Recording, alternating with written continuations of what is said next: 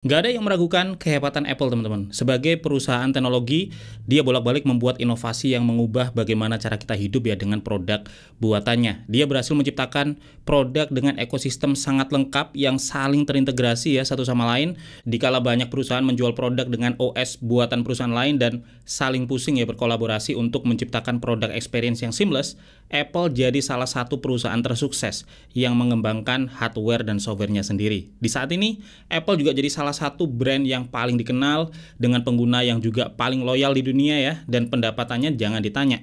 Apple selalu masuk di list perusahaan paling valuable dengan jumlah pendapatan yang sangat besar di dunia. Tapi, dengan segala kehebatan, uang, dan reputasinya, kenapa Apple sering dianggap gagal di segmen gaming? Kenapa Windows yang jadi OS favorit para gamer dan bukan macOS? Kenapa PC yang lebih populer buat gaming bukannya Mac? Dan kenapa Microsoft punya Xbox, Sony punya PS, tapi nggak ada konsol gaming yang populer dari Apple saat ini?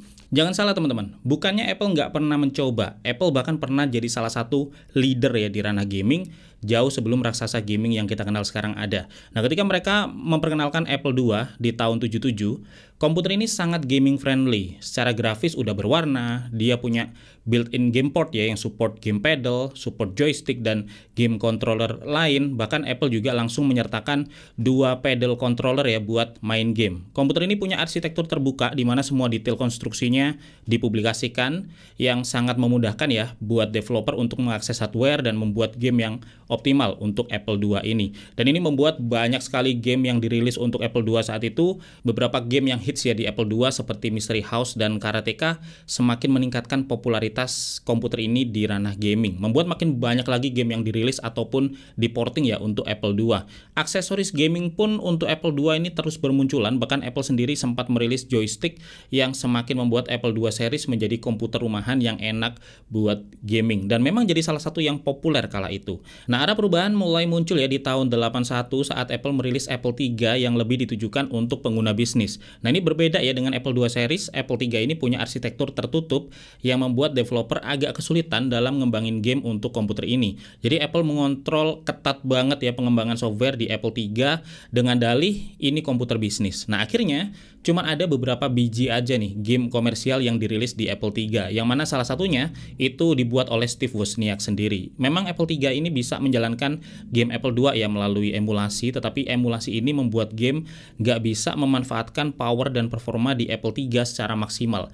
Bayangkan aja, saat itu banyak game udah memerlukan 64 KB RAM, tetapi di mode emulasi Apple III itu hanya bisa mereplika Apple II Plus ya dengan 48 KB RAM, yang membuat banyak game Apple II tentu nggak bisa jalan di Apple III ini. Padahal sebenarnya Apple III punya 128 KB RAM yang kemudian diekspansi lagi sampai 512 KB RAM. Nah, sebagai komputer bisnis, harga Apple III juga lebih mahal dari komputer gaming dan konsol gaming yang ada saat itu ya, kayak Commodore 64 atau Atari 5200, bahkan juga lebih mahal dari Apple II itu sendiri. Sehingga developer pun lebih memilih terus mengembangkan game untuk Apple II daripada Apple III. Lebih parah lagi, Apple III ini punya banyak masalah teman-teman. Mulai dari masalah overheat yang sampai bikin motherboardnya melengkung ya, dan chipnya sampai keluar dari soketnya, masalah di memory boardnya juga ada, dan berbagai permasalahan lain.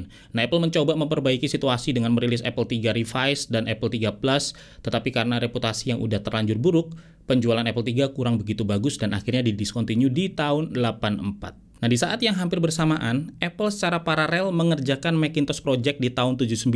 Nah, awalnya proyek ini dipimpin oleh Jeff Raskin, dan yang menarik, Macintosh dia konsep bukan sebagai komputer bisnis seperti Apple III yang gagal tadi, tetapi sebagai komputer rumahan dengan harga murah, yang sederhana, mudah dipakai, dan bisa bersaing dengan game konsol populer saat itu. Jadi, konsep awal Macintosh ini sebenarnya jauh berbeda ya dengan Mac yang kita kenal sekarang, karena saat itu konsepnya adalah komputer rumahan yang murah dan gaming friendly. Tetapi ternyata di tahun 81 Steve Jobs mengambil alih Macintosh Project ya dan mengubah arah pengembangannya. Sebagai orang yang perfeksionis, dia membuat prosesor Macintosh lebih kencang lagi, lebih full feature, lebih canggih dan lebih kompleks meskipun harganya jadi lebih mahal.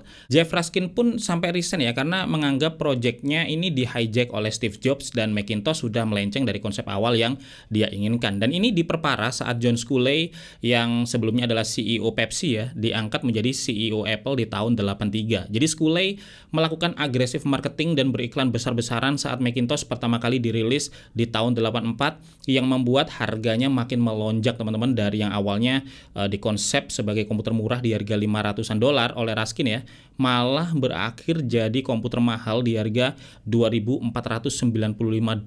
Ini naik hampir 5 kali lipat ya dari konsep awalnya, dan itu di tahun 84 yang kalau kita kurskan dengan nilai mata uang saat ini ya, kurang lebih ya setara dengan 115 jutaan. Ya meskipun awalnya cukup laku sih, tetapi akhirnya penjualannya stagnan karena harga yang terlalu mahal dan nggak semua orang ini bisa menjangkau harga tersebut. Nah, sebagai orang yang backgroundnya marketing dan bisnis, ditambah pengalaman sebelumnya di Pepsi yang merupakan mainstream consumer brand, Sculley mengubah arah Apple secara besar-besaran. Jadi Apple yang sebelumnya populer dengan komputer rumahan, yang enak buat pendidikan, enak buat hiburan, termasuk juga buat main game ya kayak Apple II, sekarang lewat Macintosh benar-benar dia fokuskan menjadi komputer yang serius untuk bisnis dan profesional. Dia nggak mau Macintosh ini dianggap seperti mainan ya, karena itu dia membuat Apple sebisa mungkin jauh-jauh dari ranah gaming, karena takut kalau deket-deket gaming itu akan merusak reputasi Macintosh sendiri sebagai komputer yang serius dan membuatnya lebih tampak seperti sebuah mainan. Nah, Sculley juga punya approach yang secara bisnis konservatif teman-teman, lebih fokus ke profit dan juga growth perusahaan, dan ini sangat berkebalikan dengan Steve Jobs yang ingin membuat Macintosh sebagai komputer revolusioner ya, untuk mengubah cara orang berinteraksi dengan komputer, berapapun biaya yang dikeluarkan. Nah, perbedaan visi ini membuat tensi yang tinggi antara Steve Jobs dan juga John Sculley yang akhirnya berimbas terdepaknya Steve Jobs di tahun 85 ya dari Apple, perusahaan yang dia dirikan. Nah, di bawah John Sculley ini, produk-produk Apple selanjutnya bisa ditebak. Hampir semuanya jadi fokus ke ranah bisnis dan profesional, terutama lini Macintosh ya. Memang Apple masih tetap sih ngejual kayak seri-seri lanjutan dari Apple II ya, kayak Apple II GS dan yang lainnya karena memang masih laku, punya banyak penggemar dan punya user base sendiri. Tetapi di era Sculley, Apple II series ini jadi seperti anak tiri yang semakin terabaikan. Jadi supportnya semakin kecil, iklan dan marketingnya juga terkesan sekedarnya, dan di sisi lain fokus dan konsentrasi Apple ke Macintosh untuk kalangan bisnis dan profesional jauh lebih besar. Harganya yang mahal dan ekosistemnya yang sangat tertutup membuat game developer semakin enggan ya merilis game untuk Macintosh ini. Apalagi memang Apple saat itu berusaha menjauhkan Macintosh dari ranah gaming. Nah, saat itu Sculley yang menyadari keunggulan Macintosh ya di Graphical User Interface atau GUI, itu semakin mengembangkan Macintosh sebagai tool untuk publishing dan juga kreatif profesional. Hardware-nya, software-nya, fiturnya semuanya diarahkan untuk keperluan kreatif profesional. Bahkan iklan dan marketingnya pun semakin digencarkan untuk memperkuat citra Macintosh sebagai komputer ya untuk kalangan produktif dan kreatif. Nah, di saat yang bersamaan Windows PC mulai mengejar. Ekosistemnya yang dibuat lebih terbuka ya, memungkinkan setiap manufaktur meracik hardware-nya sendiri dan memakai OS Windows dengan sistem lisensi. Ini membuat banyak sekali PC yang beredar di pasaran teman-teman untuk berbagai keperluan. Ada PC untuk enterprise, ada untuk rumahan, untuk pendidikan, dan tentu ada PC untuk gaming. Nah, banyaknya pilihan PC dengan harga yang bervariasi ini membuat jumlah pengguna PC jadi sangat banyak. Belum lagi Microsoft sadar ya di ranah gaming mereka nyari sendirian karena Apple fokus ke ranah kreatif. Maka di tahun 95 akhirnya Microsoft memperkenalkan DirectX. Ini sekumpulan API untuk handling taks multimedia ya, yang akhirnya menjadi sangat krusial untuk development game. Hardware PC pun dibuat fleksibel sehingga pengguna bisa dengan mudah yang melakukan upgrade dikala spesifikasi Macintosh lebih tertutup dan saat itu cukup kedodoran. Dan kondisi yang kontras ini membuat developer game lebih memilih membuat game untuk PC ya daripada untuk Mac. Market share PC pun semakin meroket ya, termasuk market share-nya di ranah gaming. Nah, di sisi lain Apple ternyata malah kesulitan. Market share-nya turun, kondisi finansialnya turun, produk line up mereka juga terkesan membingungkan ya, dan juga membuat Apple seolah krisis identitas. John Sculley pun akhirnya turun dari jabatannya sebagai CEO Apple di tahun 93 setelah dianggap gagal meningkatkan market share Apple. Nah, ditinggal Sculley, Apple ini kembali mau bermain di ranah gaming teman-teman. Jadi di tahun 96 mereka mencoba ya bekerja sama dengan Bandai merilis konsol gaming Apple Pippin, tetapi sayangnya karena harganya yang mahal di $600 ya, 3 kali lebih mahal dari PS dan Nintendo 64 saat itu, membuat konsol gaming Apple Pippin ini kurang populer. Belum lagi hardware-nya yang juga underpower dan minimnya koleksi game ya, karena developer seolah enggan mengembangkan game untuk Apple Pippin ini. Hanya ada sekitar 25 game yang dirilis secara komersial ya di konsol ini, dan sebagai konsol gaming punya koleksi 25 game tentu saja kurang menarik. Meskipun akhirnya gagal, ini jadi upaya pertama dan satu-satunya ya dari Apple untuk menembus pasar konsol gaming. Nah, karena berbagai kondisi ini Apple rugi besar teman-teman di tahun 96 dan nyaris bangkrut di tahun 97. Tetapi plot twistnya, yang menyelamatkan Apple dari kebangkrutan adalah Microsoft yang saat itu invest 150 juta dolar dengan berbagai kesepakatan. Nah, di tahun yang sama, Steve Jobs pun kembali diangkat ya jadi CEO Apple, dan Apple mulai bangkit nih dengan fokus ke consumer market lewat produk-produk inovatifnya. Di ranah desktop, Apple mulai merilis iMac, Mac Mini, MacBook Air, MacBook Pro yang akhirnya juga jadi sangat populer teman-teman, tapi efek dari apa yang dilakukan Apple sebelum-sebelumnya ini sudah terlanjur membuat Apple jauh dari ranah gaming. Steve Jobs pun menyadari hal ini ya. Sejak awal dia kembali ke Apple dengan meng-cancel konsol gaming Apple Pippin yang dianggap sebagai distraksi dan nggak sesuai dengan core bisnis Apple saat itu. Jadi ya, di ranah desktop Apple akhirnya tetap mengusung Mac sebagai komputer untuk produktif dan juga untuk kreatif profesional, tapi dengan menyertakan berbagai hal keren kayak desain yang menarik, kesan yang premium, dan berbagai fitur keamanan yang membuatnya jadi laris di kalangan pengguna umum. Tren populernya pekerjaan kreatif ya di era modern juga semakin membuat Mac ini laris manis. Software-software kayak Final Cut Pro untuk edit video dan juga berbagai koleksi software creation yang lain ya yang sangat lengkap ada di Mac ini membuat popularitasnya semakin meroket di kalangan pekerja kreatif, tetapi nggak di kalangan gamer. Ada beberapa hal yang tetap menghalangi Mac ya untuk menjadi komputer yang gaming friendly meskipun kita sudah sampai di era modern Apple seperti saat ini. Pertama, dari sejarah panjang tadi, Mac udah terlanjur melekat ya dikenal sebagai komputer untuk produktif dan untuk kreatif. Sedangkan untuk gaming yang ada di benak para gamer tentu nggak jauh-jauh dari PC dan konsol gaming. Dan ini nggak lepas dari alasan yang kedua, yaitu fleksibilitas hardware. Berbeda dengan PC yang pilihan hardware-nya sangat bervariasi, sangat fleksibel untuk di-upgrade sendiri, bahkan orang bisa merakit specs ya sesuai dengan kebutuhan dan keinginannya sendiri. Di Mac nggak begitu teman-teman.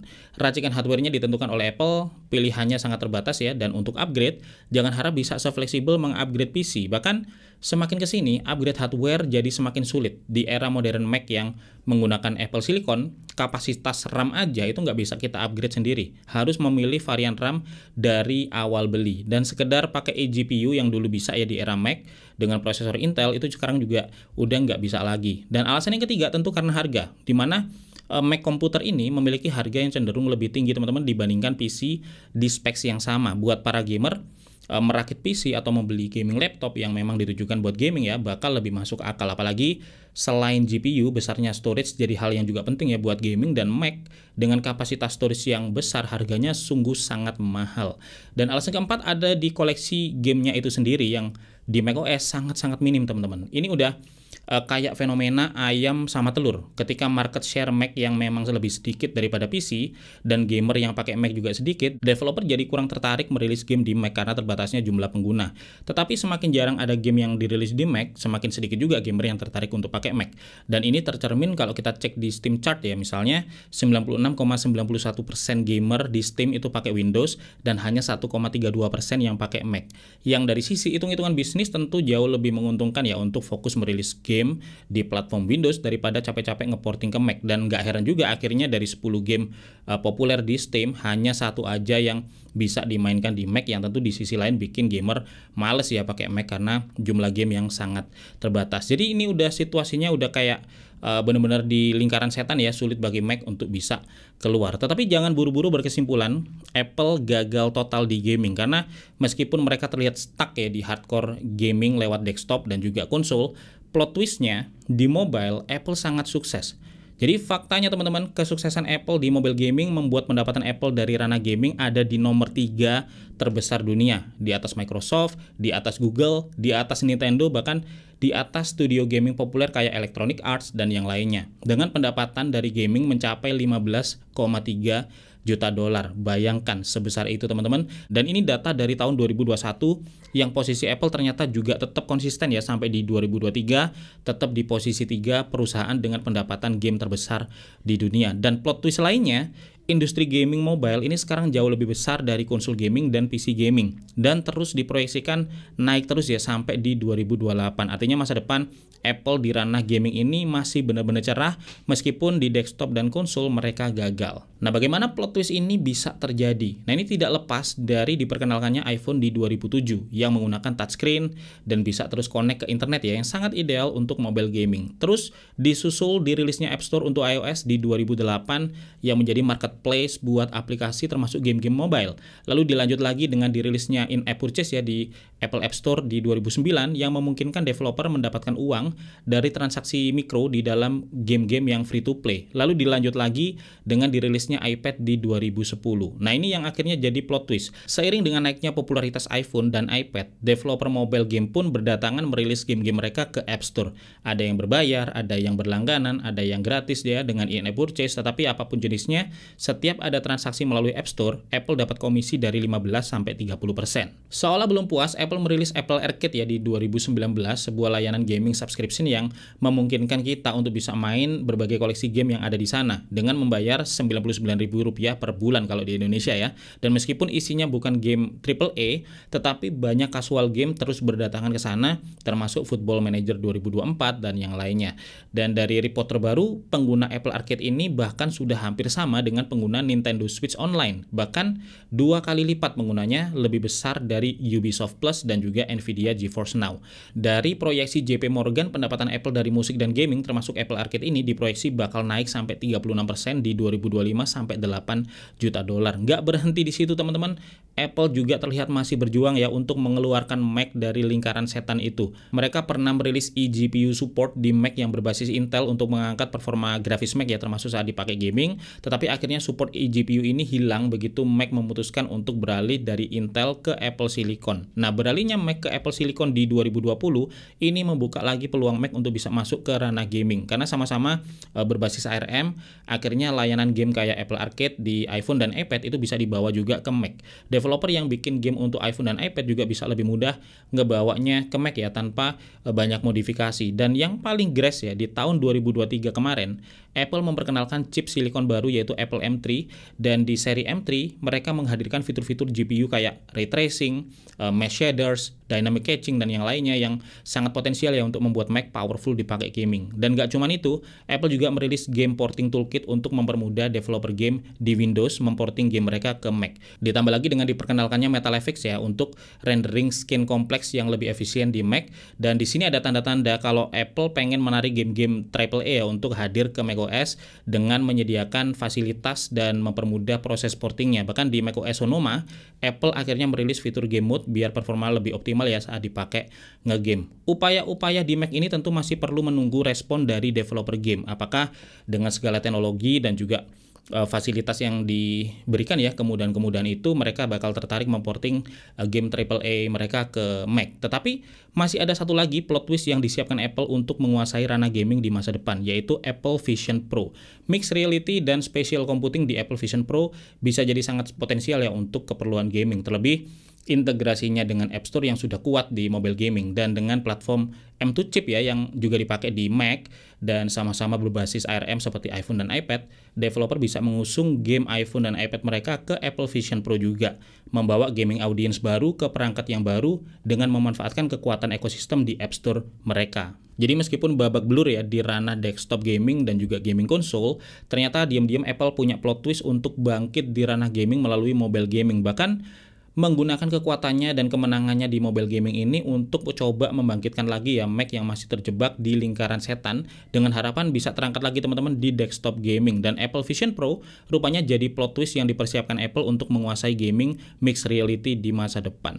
Jadi itu teman-teman yang bisa gue share hari ini ya. Semoga video ini informatif dan bermanfaat. Kalau teman-teman suka silakan di like, gue bakal sangat berterima kasih, atau subscribe biar nggak ketinggalan info menarik seputar teknologi kayak gini. Gue Febian dari Kepoin Tekno pamit dulu. Untuk lebih dan kurangnya gue minta maaf. Sampai ketemu lagi di video Tekno Menarik lainnya besok.